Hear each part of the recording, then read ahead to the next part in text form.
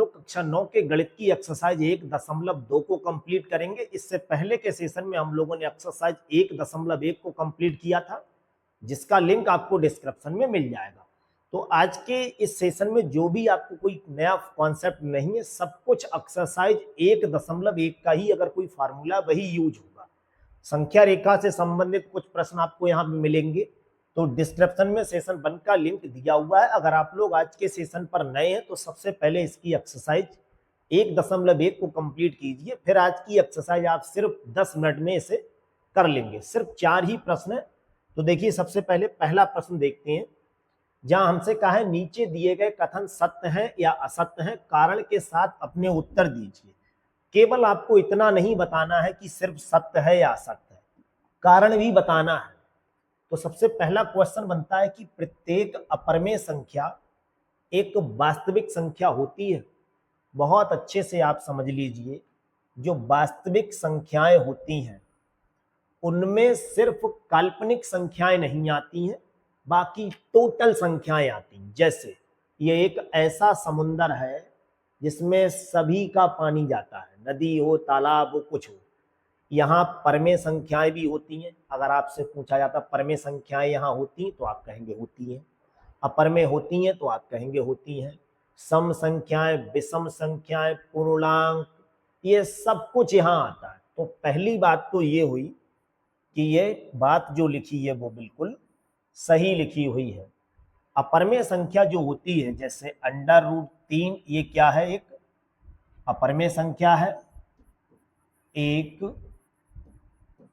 अपरमेय संख्या है और वास्तविक भी है। वास्तविक भी है, ये आपने अपना तर्क दिया है। तो अच्छे से आप याद कर लीजिए, कोई भी अपरमेय संख्या वास्तविक होती है।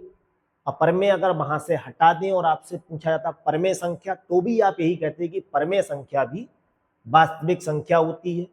यहाँ पूर्णांक लिख देते तो आप कहेंगे पूर्णांक भी वास्तविक संख्याएं होती हैं।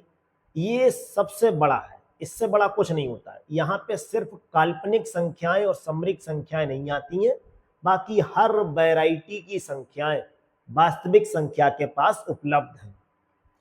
अगला देखिए, संख्या रेखा का प्रत्येक बिंदु √m के रूप का होता है। तो आपने एक 8th क्लास में, ऐसे छोटे क्लासों में ये संख्या रेखा पढ़ा होगा, जहां इसके मिड में तो 0 लिखा होता है। यहाँ प्लस की संख्या 1 होगी, 2 होगा, 3, 4, इस तरह से नंबर लिखे हुए होते हैं। और इस साइड में -1 यानी माइनस की संख्याएं होती हैं। तो हमें यह बताना है कि संख्या रेखा का प्रत्येक बिंदु, प्रत्येक का मतलब ये जितने लिखे हुए हैं, क्या सब √ के रूप के होते? तो आप कहेंगे ये तो देखने से ही पता लग रहा है भाई, सभी तो नहीं होते हैं, कुछ होते हैं, कुछ नहीं होते हैं। जैसे यहाँ पे आपसे कहा जाए कि √9, तो आप कहेंगे √m का मतलब तो ही, जहां m एक प्राकृत संख्या हो गई। तो अगर हम इसे हल करें तो 3, तो इसका मतलब √9 यहाँ लिखा हुआ है, ये देखिए, यानी √ की कुछ बिंदु तो हैं। अब आपसे पूछा जाए ये, तो आप कहेंगे माइनस तो किसी का वर्गमूल भी नहीं होता है, ये कहां से आ जाएगा? तो आप यहाँ पे जो अपना कारण देंगे वो ये देंगे। सबसे पहली बात तो ये है कि ये असत्य लिखा हुआ है। अब ये असत्य लिखा है तो यहाँ अपना जो तर्क देना है, संख्या रेखा का प्रत्येक बिंदु √m के रूप का नहीं होता है, कुछ होते हैं, कुछ नहीं होते हैं। भाई इसका आप वर्गमूल कैसे निकाल लेंगे ऋणात्मक संख्याओं का? तो यहाँ जो तर्क देंगे, जैसे देखिए √9 है, ये तो आ गया। अब यहाँ पे आप कहें 2.1, ये पॉइंट की वैल्यू भी होती है, तो माइनस की संख्याओं का आप रूट कैसे निकालेंगे? जैसे यहाँ पे मान लीजिए आपसे कह दिया जाए √5 का, ये तो इस टाइप का तो यहाँ होता ही नहीं है। तो इसका जो सही उत्तर बनेगा वो ये बनेगा कि ये जो लाइन लिखी है, संख्या रेखा का प्रत्येक बिंदु √m के रूप का नहीं होता, कुछ होते हैं, कुछ नहीं होते। जैसे √9 है तो ये बन रहा है, √5 का तो वर्गमूल निकलेगा ही नहीं, तो ये नहीं बनेगा। फिर आ जाए, प्रत्येक वास्तविक संख्या एक अपरमेय संख्या होती है। भाई अपरमेय संख्या तो वास्तविक होती है, ये बात सही है, लेकिन वास्तविक संख्याएं अपरमेय नहीं होती हैं, कुछ होती हैं, सब नहीं होती हैं। तो यहाँ कई ऐसी वास्तविक संख्याएं हैं जो अपरमेय नहीं है। जैसे यहाँ पे मैं आपसे कहूँ ये 14 लिखा है, ये वास्तविक संख्या है, 14 वास्तविक संख्या है, लेकिन अपरमेय नहीं है, लेकिन अपरमेय नहीं है, अपरमेय संख्या नहीं है। तो ये भी स्टेटमेंट जो दे रखा है वो कैसा है, असत्य है, गलत लिखा है। अपरमेय संख्या जो होती है वो वास्तविक होती है, चाहे कोई सी भी हो, लेकिन जो वास्तविक संख्याएं हैं वो अपरमेय होती भी है, कुछ संख्याएं कुछ नहीं भी होती हैं। जैसे 14 वास्तविक संख्या है लेकिन अपरमेय नहीं है। अब आप कहें √5 ये वास्तविक भी है और अपरमेय भी है। तो कुछ संख्याएं ऐसी होती हैं जो वास्तविक भी होती हैं और अपरमेय भी होती हैं, और कुछ ऐसी होती हैं जो वास्तविक तो होती हैं लेकिन अपरमेय नहीं होती हैं। तो ये बात में पूरी सत्यता नहीं है, इसीलिए ये कथन कैसा माना जाएगा, असत्य माना जाएगा। अगला क्वेश्चन देखिए, क्या सभी धनात्मक पूर्णांकों के वर्गमूल अपरमेय होते हैं? भाई ये तो बिल्कुल गलत बात कह रहा है कि सभी पूर्णांकों के, तो सब कुछ पूर्णांक आप लिख के लिखिए 2, 3, 4, 5, ऐसे आपने ये 4 उदाहरण लिख लिए। ये क्या है, धनात्मक पूर्णांक है, इनके वर्गमूल अगर आप निकालेंगे तो ये वर्गमूल देखिए, इसका निकाल रहे हैं, इसका निकाल रहे हैं, इसका तो भाई वर्गमूल पॉइंट में आएगा, तो इसे अपरमेय संख्या के लिए हम लोग यही लिखा रहने दे रहे हैं, ये भी अपरमेय। इसके लिए कैलकुलेट कर लेंगे तो ये 2 बन जाएगा, ये नहीं बनेगा। तो एक संख्या ये, दूसरी ये और तीसरी ये कैसी बन रही है, अपरमेय। और कुछ नहीं भी बन रही, जैसे ये तो परमेय है भाई। जिसकी देखिए अपरमेय संख्या की क्या पहचान बताई गई थी, जो संख्या किसी से ना कटती हो और उस पर अंडर रूट लगाए वो अपरमेय होती है। तो आप अच्छे से याद कर लीजिए, जो अपरमेय संख्या होती है वो कैसी होती है, अभाज्य संख्या के ऊपर आप वर्गमूल का चिन्ह लगा दो, ये अपरमेय संख्या की परिभाषा हो गई, ये आप याद कर लीजिए। तो सबसे पहले उसने पूछा क्या सभी धनात्मक पूर्णांकों के वर्गमूल अपरमेय होते हैं, तो आप कहेंगे नहीं होते हैं, तो लिखोगे नहीं। सबसे पहले ये स्टेटमेंट देना है अपने लोगों को, सभी धनात्मक पूर्णांकों के वर्गमूल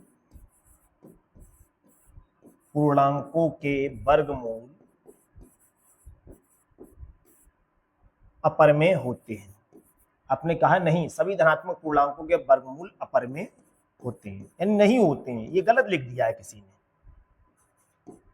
ये आपको याद रखना है, ये बात क्या है, गलत। फिर कहा यदि नहीं तो एक ऐसी संख्या के वर्गमूल का उदाहरण दीजिए जो एक परमेय संख्या है।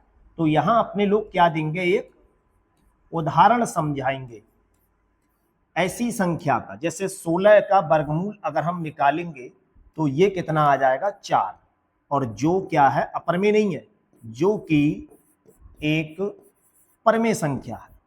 कैसी संख्या है ये, परमेय संख्या। बस ये हमें समझाना था।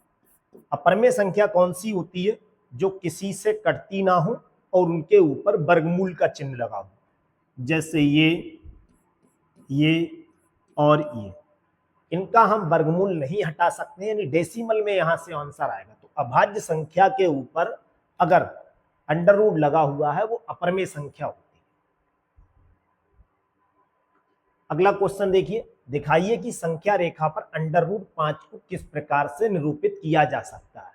इसका जो सही सॉल्यूशन है वो आप पटरी प्रकार से आपको करना चाहिए। तो आपको जैसा जैसा यहाँ बता रहे हैं, क्योंकि यहाँ प्रकार चलाना मुश्किल है इस डिजिटल बोर्ड पर, आप केवल देख लीजिए, कॉन्सेप्ट अच्छे से आपको समझा दे रहे हैं, बाकी आपको ये प्रकार से करना था। तो सबसे पहले आप पटरी से बिल्कुल एक सीधी रेखा खींचिए इस टाइप से, और इसके मिड में यहाँ पे बिल्कुल 0 बना लीजिए। यहाँ पर 1 बिल्कुल बराबर डिस्टेंस से, यहाँ 2, यहाँ 3, यहाँ 4, यहाँ 5। ये कॉलम बिल्कुल बराबर बनाने हैं, स्केल से आप यूज करेंगे। यहाँ माइनस के नंबर, जहां तक आपका मन करे। हमें जब भी संख्या रेखा पर, आपने बहुत छोटे क्लास में ये पढ़ा होगा, ये 6th 7th में संख्या रेखा वहां पे होता है, 2 को निरूपित करना, तो आप कह देंगे ये रहा 2.5, इसके छोटे छोटे 10 कॉलम, ये सही डायग्राम जो बनता है वो ग्राफ पर बनता है। लेकिन आप यहाँ पे पटरी से बनाना, जैसा आपको बताया जा रहा है, केवल वैसा करना है। सबसे पहले एक पाइथागोरस आप प्रमेय समझ लीजिए, ये 10th में बहुत यूज होती है, पाइथागोरस प्रमेय। क्या होती है ये प्रमेय? आप जानते हैं कर्ण का स्क्वायर बराबर लंब का स्क्वायर प्लस आधार का स्क्वायर, यही तो होता है। इसी प्रमेय के लिए आप शॉर्ट में कुछ ऐसा बोल सकते हैं, के स्क्वायर बराबर एल स्क्वायर प्लस ए स्क्वायर, कर्ण लंब आधार। अगर कुछ डायग्राम बनाने की बात करें तो ये ऐसे त्रिभुज पर लागू होती है जिसमें ये क्या है, कर्ण है, ये क्या है, लंब है, और ये क्या है, आधार। हमें क्या करना है, 5 लाना है। तो अगर मैं यहाँ पे 5 लिखूं तो आप 5 कैसे ला सकते हैं? आप कहेंगे इसकी वैल्यू 4 लगा दूं और इसकी वैल्यू 1 लगा दूं, तब तो 5 आ जाएगा। तो आप कहेंगे ठीक है भाई, यहाँ 5 लाने के लिए, अच्छा इसकी वैल्यू 4 कर दें और इसकी 1 कर दें तो भी तो सही है। तो अगर यहाँ 1 का स्क्वायर कर दें और यहाँ पे क्या करेंगे, हम आधार की जगह पे 2 का स्क्वायर कर दें, तो ये 5 ही तो लिखा है। लेकिन हमें इस पे क्या लाना है, अंडर रूट लाना है। देखिए 5 के ऊपर, तो हम इस पे भी क्या लगा दें, अंडर रूट लगा देंगे इस टाइप से। जैसे ही यहाँ अंडर रूट लगाएंगे, अब हमें ये अंडर रूट 5 इस नंबर लाइन पर ढूंढना है कि कहाँ होगा।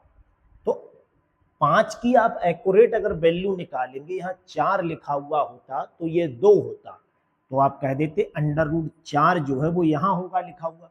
अच्छा, अपने लोग कोई भी काम करेंगे वो मूल बिंदु से शुरू करते हैं, तो सबसे पहले मूल बिंदु से आप ये दूरी चलकर आएंगे 2 इकाई की, तो 2 इकाई की दूरी जब आप चलकर आएंगे तो यहाँ से इसे थोड़ा सा डार्क कर देंगे, इसका नाम कुछ ओ रख दे रहे हैं और इसका नाम ए रख दे रहे हैं। तो ये कितने इकाई की दूरी चल के आ गया, 2। बिल्कुल स्केल से सीधा करेंगे। फिर आपको लंब कितना, यानी ऊपर कितना जाना है, 1 इकाई। तो यहाँ से 90 का कोण बनाते हुए, अब आप 90 का कोण कैसे बनाएंगे वो समझ लीजिए। यहाँ पे आप प्रकार की नोक रखेंगे या चांदे से बना सकते हैं, और प्रकार की नोक रख के कोई उसमें दूरी भर के इतनी, इस तरह से आप एक चाप लगाएंगे और इसी दूरी से यहाँ पहुँच के यहाँ से चाप लगाएंगे और यहाँ से एक चाप और लगाएंगे। इन दोनों चाप से यहाँ से इस चाप का क्या करेंगे, अर्धक।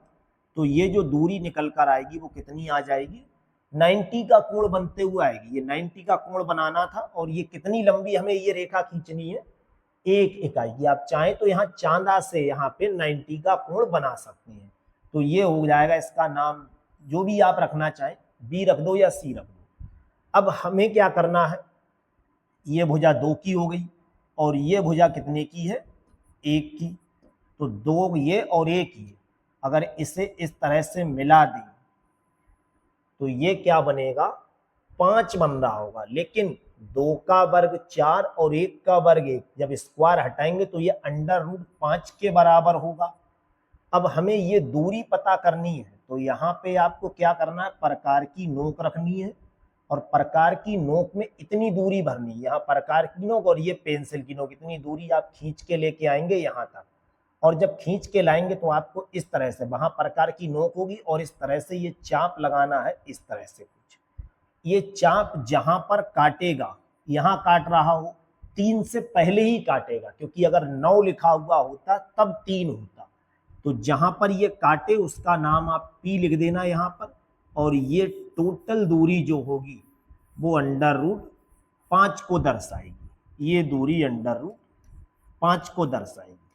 इसका जो सही चित्र है वो आप बहुत बेहतर तरह से प्रकार से और कॉपी पर बनाएंगे तभी ज़्यादा अच्छा बन सकता है, क्योंकि यहाँ बोर्ड पर प्रकार चलाना बहुत मुश्किल काम है।